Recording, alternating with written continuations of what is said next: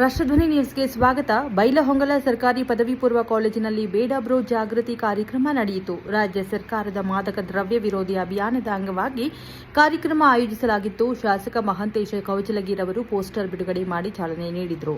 ವಿದ್ಯಾರ್ಥಿಗಳು ಮಾದಕ ದ್ರವ್ಯಗಳಿಂದ ದೂರವಿರಬೇಕು ಎಂದು ಅವರು ಕರೆ ನೀಡಿದರು. ಡಿವೈಎಸ್ಪಿ ಡಾಕ್ಟರ್ ವೀರಯ್ಯ ಹಿರೇಮಠ ಡ್ರಗ್ಸ್ನ ದುಷ್ಪರಿಣಾಮಗಳ ಬಗ್ಗೆ ಮಾಹಿತಿ ನೀಡಿದರು. ಮಾದಕ ದ್ರವ್ಯಗಳ ಮಾಹಿತಿ ಸಿಕ್ಕರೆ ಪೊಲೀಸರಿಗೆ ತಿಳಿಸಲು ಮನವಿ ಮಾಡಿದರು. ಪ್ರಾಚಾರ್ಯ ಎನ್ಎಂ ಕುದುರೆಮೋತಿ ಉತ್ತಮ ಸಂಸ್ಕಾರ ಮತ್ತು ಶಿಸ್ತಿನ ಮಹತ್ವ ತಿಳಿಸಿದರು. ಪೊಲೀಸ್ ಇನ್ಸ್ಪೆಕ್ಟರ್ ಪ್ರಮೋದ ಎಲಿಗಾರ ಸ್ನೇಹಿತರ ಒತ್ತಡಕ್ಕೆ ಒಳಗಾಗಬಾರದು ಎಂದರು. ವಿದ್ಯಾರ್ಥಿಗಳು ಸಮಾಜದಲ್ಲಿ ಜಾಗೃತಿ ಮೂಡಿಸುವಲ್ಲಿ ಭಾಗವಹಿಸಬೇಕು ಎಂದು ಸಲಹೆ ನೀಡಿದರು. ಕಾರ್ಯಕ್ರಮದಲ್ಲಿ ಉಪನ್ಯಾಸಕರು, ಸಿಬ್ಬಂದಿ ಹಾಗೂ ವಿದ್ಯಾರ್ಥಿಗಳು ಹೆಚ್ಚಿನ ಸಂಖ್ಯೆಯಲ್ಲಿ ಭಾಗವಹಿಸಿದ್ರು. ವರದಿಗಾರ ಸಮೀರ್ ಮುಲ್ಲಾನವರ, ಬೈಲಹೊಂಗಲ. ಕ್ಷಣ ಮಾಹಿತಿಗಾಗಿ ವೀಕ್ಷಿಸಿ ರಾಷ್ಟ್ರಧ್ವನಿ ನ್ಯೂಸ್ ಕನ್ನಡ.